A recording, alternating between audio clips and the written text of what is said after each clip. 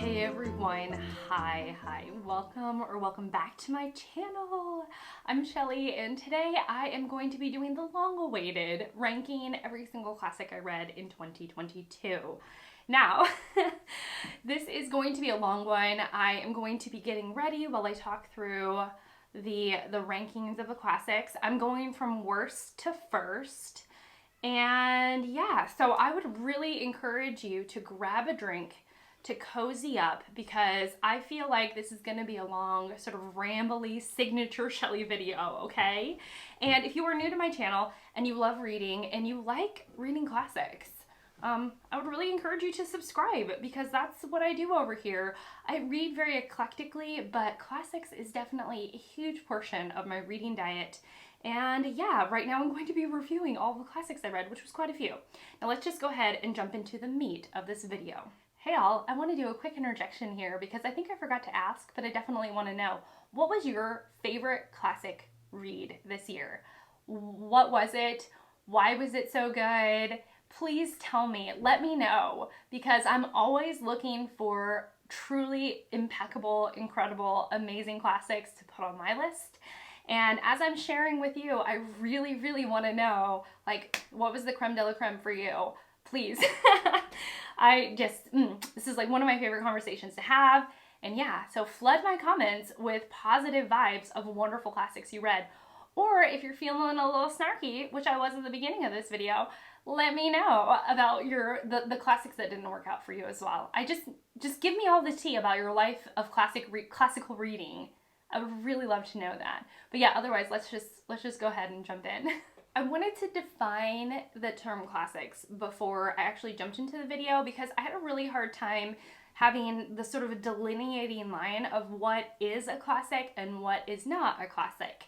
And so I actually was watching my friend Elisabeth from Bookins and Books. I'm going to leave her channel link down below, and her specific video in which she is talking about living memory, books in our living memory. And she is like, when you grow up sort of hearing about a book and you know that it was published within your lifetime, it's really difficult to name that as a classic. Now, of course, as some of us are younger, some of us are older, that our age varies. So it would vary from person to person what would be in our living memory. But I thought that that was a good marker for me and my channel.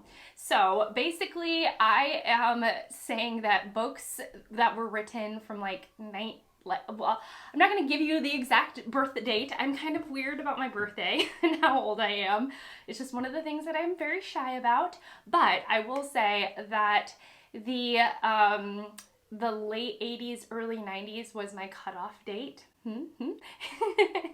And yeah, I'm going to be ranking all of the books that I read that were, at the latest published in the early 90s. Okay, so that's it. So we got our definition of classics. It's going to be a time period thing. And yeah, I think that's it. So let's just go ahead and get into like this doozy of a rankings video and start putting some makeup on this bare canvas. Get it together, Slayer and Jen. So there are two books that served me absolutely nothing, and I understand that this is maybe a me thing and not the book, but it just did nothing for me, and I actively dislike these two bottom books. So coming in at 31, it is Damien by Hermann Hesse. I don't know. This is the story of a young man who meets someone else in school and they have conversations. It's very philosophical. It's partly about growing up. I just didn't get it. It served me absolutely nothing. I just didn't like it. And for like a hot minute there, I sat with myself and I was like, is it me? And yes, it's probably me. But I've also found out that this is a very German classic. Like it's very German. And it's talking about German philosophy and German ideals and things like that. And I realized that this book wasn't written for me. It wasn't. And I didn't get it, and I don't feel bad. I don't feel bad for not getting it anymore. And I forgive myself for not getting it. But it also didn't render a very good reading experience. And so that's why this is at the bottom. The next one I feel slightly bad about because I know it is so well loved for some people. And so I'm so sorry, but sorry, not sorry. And that is C.S. Lewis's The Lion, the Witch, and the Wardrobe, which was very interesting. So I think I had really good memories of this as a child. Well, I know I did. I hold this book as a child in high esteem. In my child's heart, I hold this book in high esteem. I think that's the right way of saying it. And then I reread it, and it gave me absolutely nothing. I just didn't like it. I think the first 5 chapters for the opening sort of scene is very lovely, like the going through the wardrobe into this snowy magical land and figuring out what's going on is a beautiful premise for a children's book. And then the very, very, very thinly veiled metaphor of Christ dying on the cross for someone who is unworthy that comes out in this, I just thought was so heavy-handed, and I was just like, I think we can treat our children better than giving them a very, very, very thinly veiled metaphor for a beautiful story, something that is absolutely gorgeous. It was just so, so not nuanced, and I just didn't like it. I just didn't like it. Whew, okay. Got the tough ones out of the way, the ones I really didn't like. The next one is going to be, it's kind of like the tier, if we were going to name, tier rank these and have names, it would be I get why some people like these, but they were really not for me. And, yeah, so, so the first one, I really went in with the wrong expectations, and it was a very short book. I read it very recently, and it is Fantastic Mr. Fox by Roald Dahl. Roald Dahl is an author that I have grown up with, that I really loved as a child. I grew up on Matilda. That was my favorite book as a kid. And I went into Fantastic Mr. Fox thinking that it was going to be this lovely, nuanced, fun adventure story that features foxes, that's what I thought. And it really was so flat, and it was truly a short story written for a child, in that it was very to the point, didn't have a lot of, the word on my brain today is obviously nuance, but it just didn't have a lot giving, didn't have a lot to give of itself.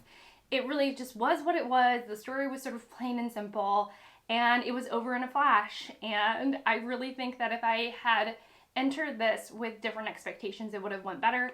But because I didn't, I would say Wes Anderson, who made the movie version of this, did this story so much better. It is the story and beyond. He transformed it and gave it life and breath, whereas the story itself by Dahl was just not great. All right, next on the list in this, it just didn't serve me well. The next on the list is Through the Looking Glass, What Alice Found There. This is the second book in Alice's Adventures in Wonderland, and by Lewis Carroll. It's a Victorian children's classic. The one thing that really stood out that I loved in this story was the poem of the Jabberwocky, which is one of my favorite, playful, nonsensical poems ever written. I just love that poem, but everything else was really lackluster. I'll try and remember and say the numbers as I'm moving up. So coming in at number 27 is A Separate Peace by John Knowles, which tells the story of a friendship, and it has, at the heart of it, the thing that really sets off the plot is that of betrayal. And it's these young men living in a world in which World War II, I believe, is right around the corner. And also these young men are really about to come into adulthood, and their adulthood is being met with war. And I thought the premise was really interesting, but overall, the way the character struggled, I just wasn't invested, and I really felt like this was a story, and it was said in my comments, and I was like, oh, okay, I get that, but I think the audience was, young men. young men growing up. And so I'm not the target audience, and I'm aware of that. And I think maybe if I was the target audience, it would have sat differently when I read it. But it was, again, one of those things that was, for me, serving up almost like absolutely nothing. So as I'm looking at the books that rank at the bottom of this list, I realize that I feel like it's very much a me problem. These books were not written for me. They weren't written for my demographic or even for me sitting in this time period. And so I feel like maybe there's a disconnect for that there, because I feel genuinely kind of bad that I didn't get along with some of these books, because this one that I'm about to name in particular is one that so many people love, and I just didn't. And there's a part of me that's like, I don't understand why I didn't love it. And that is Where the Red Fern Grows by Wilson Rowles. I think that I was tricking myself in some ways, because I went into this book telling myself I didn't know the premise, when in reality I really did. I knew what was going to happen. It's about a young boy who works incredibly hard to get a pair of dogs, and the dogs are there to help out his family. And it's supposed to be this, beautiful love story about a young boy and his dogs, which on the surface should be a Shelley book. But there was something that I just didn't get connected with in the story. There was, again, a bit of a disconnect between me and the main character. I felt sorry for him, and in some ways I was invested in his struggle. In other ways, I just found him kind of petulant and annoying. And so, yeah, but I also know that this is such a well-loved book on BookTube. Oh my gosh, I feel so bad.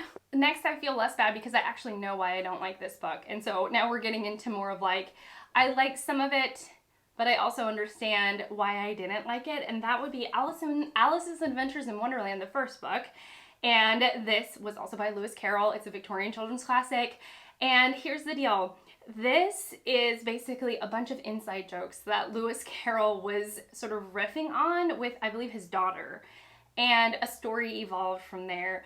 So there are things that a Victorian child would completely understand the silliness of, because the things that Carroll is turning into a joke or a little clever witticism is what that child would have learned in school.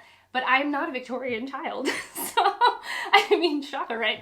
And so when I was reading this, a lot of it was nonsensical, and some of it is just nonsense, because the Victorians they had a lot of nonsense writing back then.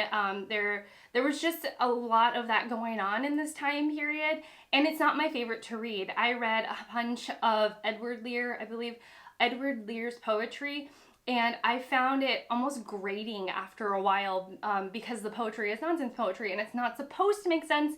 And when you sit in that world for so long and you are a logical person, as I am, you're like, why? What is this doing? Nothing. And it's not supposed to be. But, that's what this was. And so I struggled with it. And I think, again, I went in with a bit high of expectations. I have this gorgeous copy. I love the imagery, the art, the playfulness in which artists take the nonsensicalness of the story and turn it into such iconic imagery. I love Alice in Wonderland paraphernalia, I guess. I just think it's playful, it's fun, it's beautiful, it's iconic. I love it all. But when it came to the actual book and the actual story, it was really lackluster for me. The next book, number 24 on the list, is difficult because there were some things I really enjoyed about the book, and there was quite a bit that really made my stomach churn. It was such a fascinating read. I did a whole review on this. I'll leave that link down below in case you're curious about 30 minutes of thoughts on this book. And that is Gone with the Wind by Margaret Mitchell. Now here's what's interesting. She has some fascinatingly drawn characters. Scarlett O'Hara is one of the most selfish, self-absorbed, petulant, self-serving characters I've ever met. And yet she has this streak in her where she wants to survive. This is set in during the Civil War in the United States, in the South. And inevitably, there is this huge, intense conversation about race. And Margaret Mitchell and I very much disagree on how to treat people and what to think about others, at least from what I gathered in this novel. And I think one of the things that I find very difficult, but I also found really interesting, was where this sits in history and how Margaret Mitchell potentially and likely perpetuated dangerous ideas about others. And so it was a fascinating read, but it's one of those that I just don't think I'll ever read again because I don't think my heart can handle it, kind of thing. Next up, I have, if not Winter, Fragments of Sappho, and this is by the ancient poet Sappho, and it was translated by Anne Carson. I was about to say Rachel Carson, no. Translated by Anne Carson, and this was interesting. Whenever the poems were less fragmented and more whole, I really enjoyed the language and the beauty of the poetry, but I really didn't love the way the book was formatted, this particular version of Sappho Fragments. And it's really difficult to get anything quite meaningful when so much of the text is missing. Coming in at number 22 is a book in which I really solidified what I don't like about certain novels, which is kind of interesting. It's like I read this and I found out what I don't like in novels because of this book. And it was Bastard Out of Carolina by Dorothy Allison. This is the story of a young gal who is enduring, this is truly not a spoiler because it comes in at, I think, chapter 4, who is enduring abuse from her stepfather. It is the story of her and her family and the way that they sort of weirdly support one another for being this like tribe, essentially, this like group that sticks together and sticks up for one another. But also just, gosh, it was so brutal. It was so brutal. The conversations about poverty were really interesting. The setting, which was in the South, fascinating. But I really, really struggled with the abuse being done to the young girl in the book. It was just like one that I already gave this book away because I cannot reread it because of the abuse that occurs in the book. So next up, another book that I mailed to a friend. So obviously not good enough to stick around, but that's all right. Here's what's interesting about this next novel is that I could see 100% why people love it. I could step back and be like, I really get why people adored this book and why it won the Booker in the year that it was longlisted, shortlisted. In the year that it was nominated, I understood why it was the winner. I mean, it is a slow clap feat as to how this author did what she did. But not everything in the book really worked for me. We were talking about Possession by A.S. Byatt. And I think at the time, I was really struggling with the fact that I felt like Byatt just took herself so seriously. She was like, hi, I'm highbrow, and the fun has been sucked out of me. And I'm like, come on, she's very academic. She's all about academia. A lot of her novels are set with spin on academia. So this is like her thing. And I know that there are people on BookTube whom I very much respect, that this is their thing. They're like academia, jokes about academia, set in academia with academic characters that are very hoity-toity and buttoned up. But for me here, as much as I'm an academic at heart, I was just like, can we just undo a button? Can we just have some room to breathe? And I just felt like she doesn't do that. She takes herself seriously from the first page to the last page.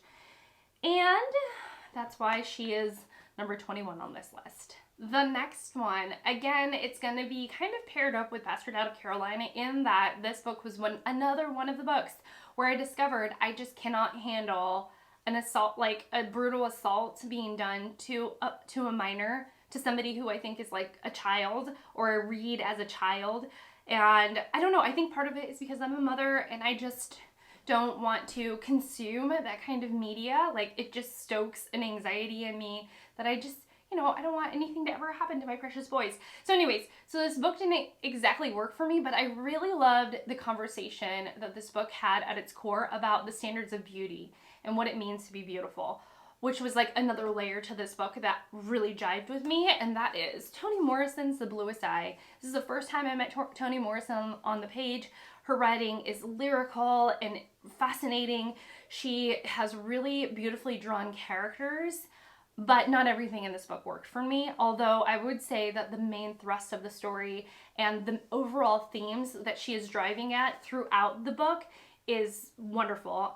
Again, also has a lot to do with standards of beauty and so on. I have to get my next read. I forgot it. All right, number 19. Number 19 is actually a graphic novel, and it is about a couple in the country, an elderly couple in the country, preparing for a possible atomic bomb threat. It's a weird, kind of a weird and interesting graphic novel, and it is As the Wind Blows by Raymond Briggs. It was a very interesting and kind of bleak graphic novel, not what I expected, and really worked. Although it's interesting because it's one of those books where I read, but I forget that I read it in some ways. But still, like, really well done and really interesting. I probably should reread it so that it sticks with me a bit more, but an enjoyable read nonetheless. The book that ranks at number 18 is one that I actually read quite recently. I think that I will say that I liked the first half better than I liked the second half. That is the theme for December. I'm like, why do all these books start so strong and then like kind of taper out near the end? That was like basically that's my December reading in a nutshell, but this one fell in that category, and yeah, it was interesting. But anyways, it was Interview with a Vampire by Anne Rice. This is one that I quite enjoyed. I really loved the beginning. The first like 100, even 200 pages was just so strong. I love the vibes. I like the setting. This is literally a vampire is being interviewed by a reporter, and he's telling his, you know, his life story, and so the main character Louis was sort of like, you know, one of those sensitive types. It was a little bit philosophical. It was a little bit like, you know, spooky, and it definitely had these like erotic overtones, which was just fantastic. But I will say that I think as we neared closer to the end of the novel, some of the initial sparkle, I would say, that Anne Rice had at the beginning of the book kind of fizzled out for me.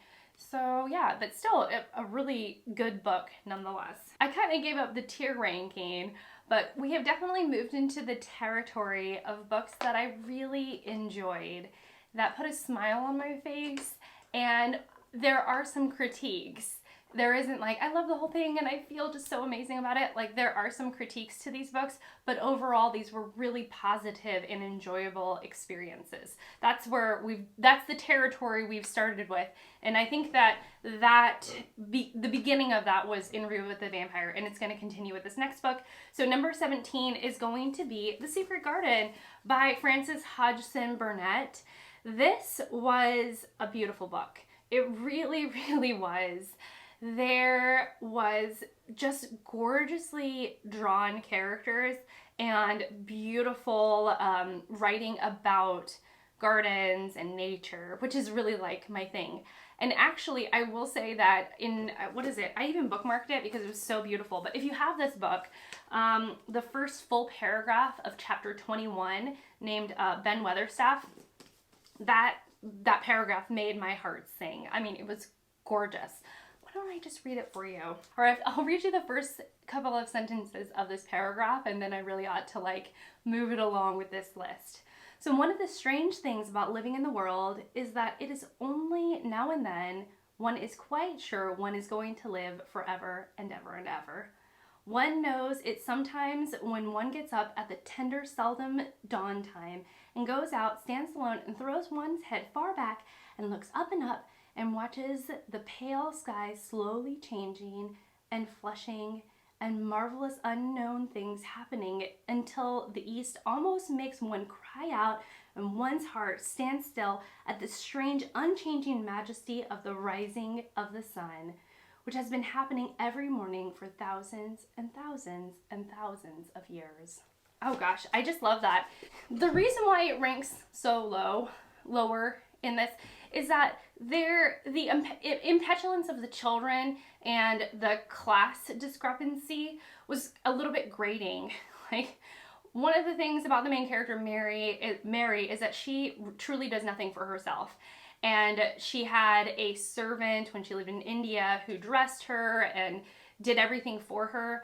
And there was just something about that I just didn't sit right with me. I know it's a different time period and all of that, but as a reader, it stood out. It's just one of those, like, why would you treat another human so poorly? And sort of the grumpiness of some of the characters I found a bit grating, but overall was a successful read for me. I feel like once a year, BookTube decides that we're all going to read the same mammoth together. I feel like next year might be the year of, what is it?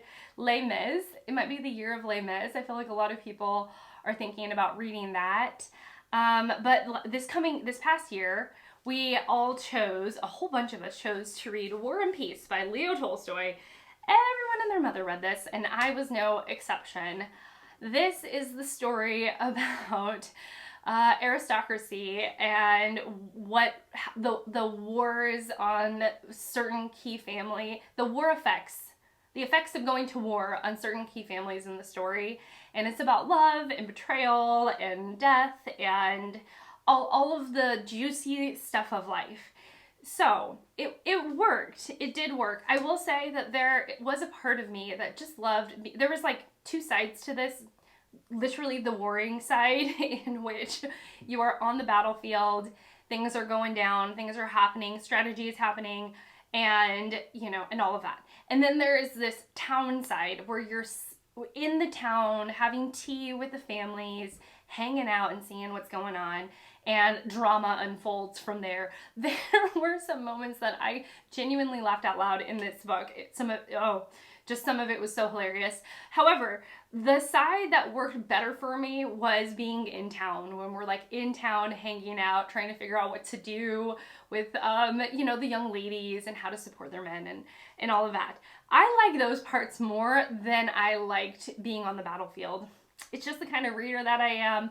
And there were these times where Tolstoy would like insert a whole essay about his philosophy of war and what it does. And sometimes those were interesting and sometimes those weren't. So that was kind of a hit and miss for me, but overall a really enjoyable read. Oh my gosh, I'm surprising myself. I didn't realize that I ranked this a bit higher than Tolstoy's War and Peace.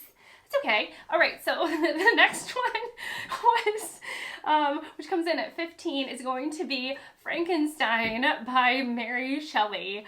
Oh my goodness. I think, you know, Victor Frankenstein, the scientist who wants to be God and creates a monster, was one of the most petulant, self-absorbed, annoying characters I have ever met. Yeah, and the way this story unfolds is really fascinating. It's so different. I think I'm one of the million voices that says this, but this was just so different than I anticipated it to be. And yeah, I did not see myself as somebody to despise a character, and yet I despised Victor Frankenstein like I have despised no other. And that is one of the reasons, the way that Mary Shelley made me feel, that is one of the reasons why it ranks at number 15. Number 14, I feel kind of weird ranking this at number 14, but this is my list, so we're just going with it. Number 14 was The Odyssey by Homer. And I think that this mostly sits so low on this list, like it's so middling on this list, because The Iliad by Homer was one of my favorite reads of the year. I still think about that book. I don't know, there was an impression that The Iliad made on my heart that has not gone away. I just love that book. And so The Odyssey, in comparison, it's just not my favorite. It was more episodic. It is more about the things that Odysseus is experiencing as he's traveling home, and then when he gets home, you know, how he deals with his home life. Gosh, that's really kind of pedestrian of me. But anyways, it just didn't have that same, like, wow, I love this book so much, in the way that The Iliad did. Still an enjoyable read, still can see it as like super important and foundational for our literature now even, but I don't like think about it in the way that I think about the Iliad. Okay, number 13, I really just finished this like 2 days ago. And that is Tennessee. It's a play. Can you believe it? It's a play. Okay, so it is Tennessee Williams' A Streetcar Named Desire. And I listened to this on Audible and I thought it was fantastic. It was so well performed, but really it is a study of 3 very different problematic characters that are interacting in very like problematic and toxic ways, and the way that they're dealing with life. It was really, I feel like I need to go back and listen again, but it had one of the most sort of over the top characters other than Victor Frankenstein that I've met in a long time. So Blanche in A Streetcar Named Desire, she is visiting her sister, and there's some strange things about Blanche's past that her sister, and mostly her sister's husband, is trying to figure out about Blanche. And slowly we figure out what's going on with Blanche, and it's sort of like, there was some bombs dropped that I was like, oh my gosh, I did not see that coming. And yeah, it was, I think the surprise factor was one of the reasons why this ranks so high. I've been wearing this really like gray gothic-y lip lately and really loving it, so that's what I'm going to put on right now. Moving up the list, and I like this because we're talking about books I really enjoyed. Moving up the list is what I would consider the perfect short story. There is no extra fluff, there's no extra fat, and it definitely like packs a punch. It's so beautiful. It's so perfect, okay? And that is Brokeback Mountain by Annie Proulx. This tells the story of Jack and Eunice, and it tells the story about their forbidden love for one another and what it means to not fully accept yourself and the consequences of that. It is just perfect. It's so beautiful. It's so well drawn. Every word in this is like perfectly picked. I just love this story. It's so good. Like, wow, so good. Okay, we're done. If you haven't read this, just do yourself the favor and read this perfect short story, okay, y'all? Like, it's just so good, okay? Maybe Brokeback Mountain ranks so low because it wasn't longer? I don't know. I really don't know why I put it at like, what, number 12? Okay, but we're just going with my original list. Okay, so at number 11, it's another book that I just finished, and I really enjoyed the style of this book and would love to read more mid-century modern or mid-century women writers who write like this, okay? And so I'm talking about I Capture the Castle by Dottie Smith. This was a fantastic read. Why did I put this off for so long? It is so good. It is so good. It tells the story of a very eccentric, very, very strange family who live in like a decrepit castle, and it's mostly Cassandra, her sister Rose, her father and her stepmother all living in this castle, and then these young men who have something to do with this rural castle, one of which is from the United States, and has been living in the United States for a little while. They come in and they kind of get things rolling in terms of plot.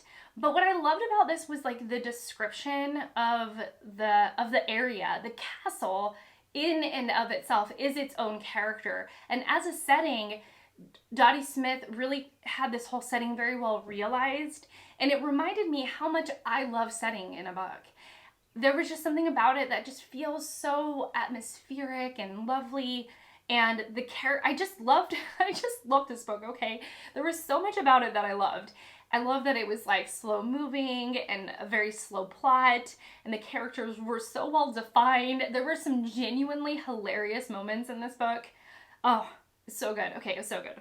For the rest of this whole video, am I just gonna be like, and it's so good. It's just so good, y'all. It's so good. So good. Okay, coming top 10. Here we are. Here we go. Coming in at number 10, we have Virginia Woolf's To the Lighthouse, which I feel like now maybe should have ranked higher, but it's okay. We're going with this original ranking, which I did a few weeks ago. So To the Lighthouse tells it has no plot. Very Virginia Woolfy. There's not a lot of plot going on, but the ideas in this book are so fascinating. She talks a lot about, she discusses and dives into what a marriage means and what it means to be husband and wife in that specific dynamic, especially when perhaps the wife carries more intellect than her husband but doesn't want him to know it. That is a big theme in this book, but it also has one of the most gorgeous writings about how time has passed that I've ever read.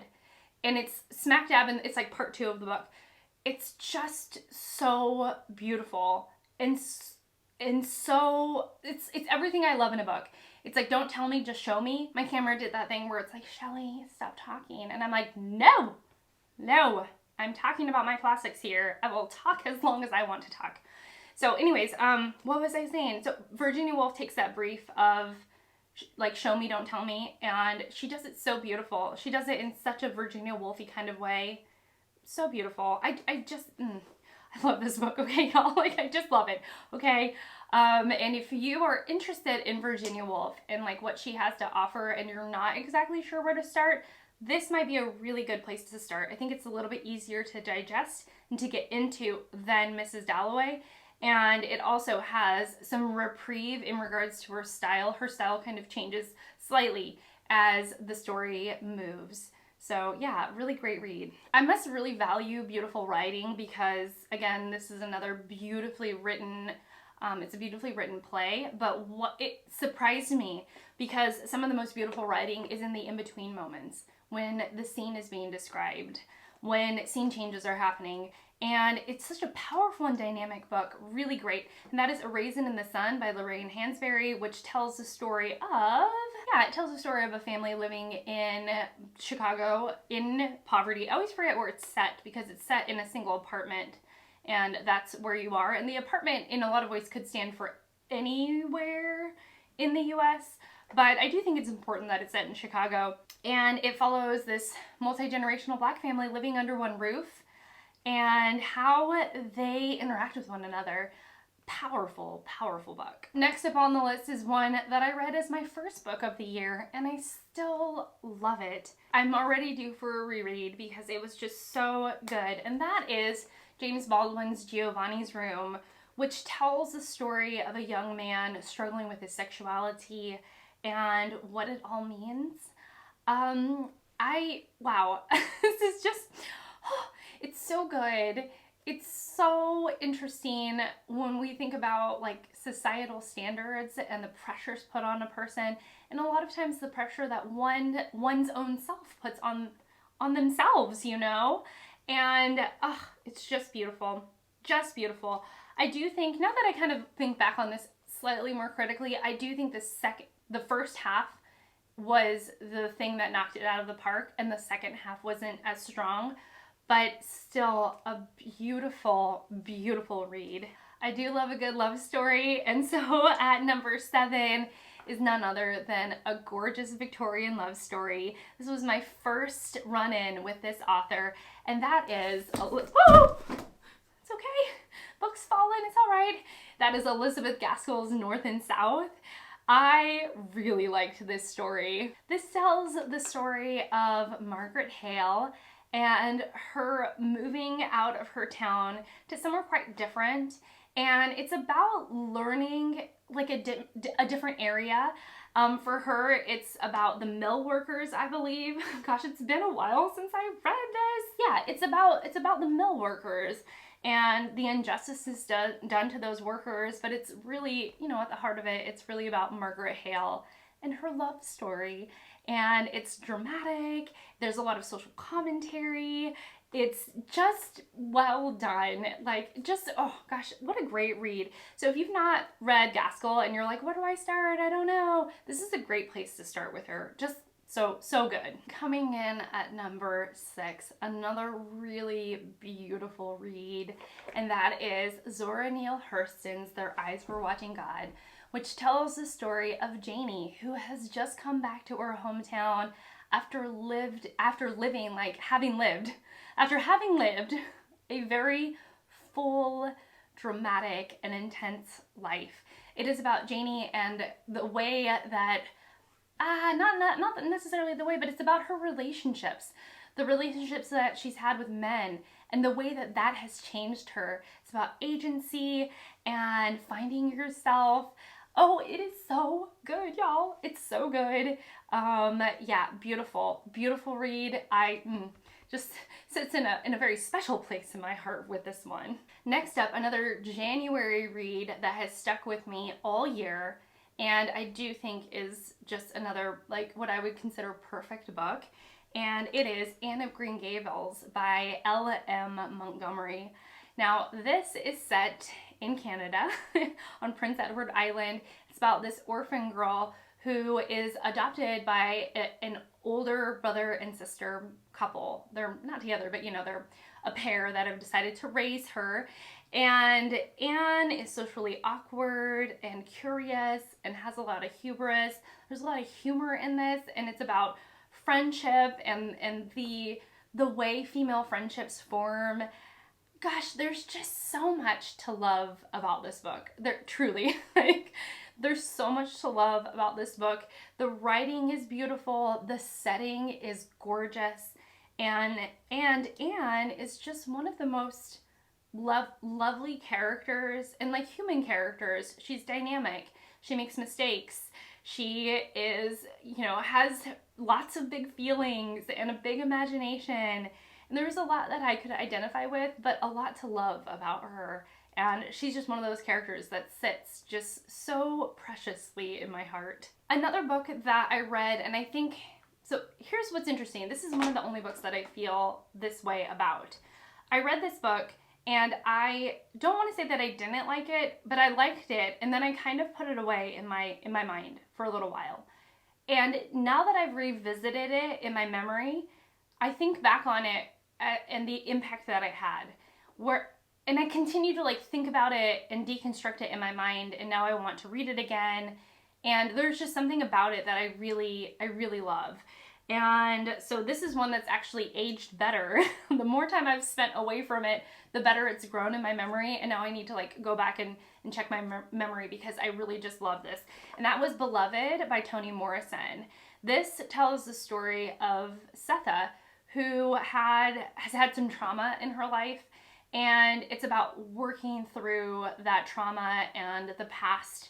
And it also just tells the story of someone who has grown up in slavery and then was able to go beyond that, but I guess the long-term effects of being someone who was enslaved. And gosh, Sethe is such a powerful character. It ends up getting there's some magical realistic parts in here, but I thought that they worked really well in taking this story to a whole nother level and to a whole different place. I really love this book. I really love this book. And I think part of it is because it's told through the story of a mother and the fears that a mother has when it comes to her children. And gosh, I didn't think I would get all kind of teary about this. I didn't realize. But that theme was so impactful on me. And when I think back at the character of Sethe and her fears and what she did because of her fears, my heart just breaks for her. She's someone that is fully alive to me and that I can really empathize with. So anyways, just love this. I love this. So good. Top 3. Gonna wipe away some tears, y'all. Okay, number three, we're going with a reread that actually was so much better on the reread than it was on the first read. I liked it on my first read, and then I didn't really realize how unique the voice is for this author and how she is truly one of a kind. And now I can just, having read more between this first read and the second read, I can really appreciate what she's doing, and that is Jane Austen's Pride and Prejudice. This is so good, y'all. This is the perfect novel, truly. The writing is gorgeous, and it tells, if you don't know anything about it, it tells the story of the Bennett family who doesn't have a lot of money, And Mrs. Bennet is incredibly worried about marrying these daughters off. They want to marry well. They want to make sure that they're kind of set up for the rest of their life. And Mrs. Bennet is very, very worried about this. And she puts a lot of that pressure onto one of her daughters, Elisabeth Bennet, who is strong-willed and has her own mindset. And it doesn't necessarily align with her mother's. Oh gosh, it's a book of misunderstandings. There's a lot of humor in it. There's a lot of just, it's so good, y'all. It's so good. And having reread it, I could very much appreciate Jane Austen's roundabout sentences that just, they're so juicy, they're so meaty, they're so beautiful. I just loved it, okay? I loved it. We have made it to the top 2, and both of these I love, and I keep on swapping them. But really the top 5, well, like you start with To the Lighthouse. The top 10, they're all just juicy, meaty, beautiful, lovely. I loved it all, okay? But top two. First one, number 2, is going to be The Age of Innocence by Edith Wharton, which tells the story of Newland Archer and Madame Olenska. And it is a huge piece of commentary about women's roles in society and the perceptions that we have of one another, and the circus of high society.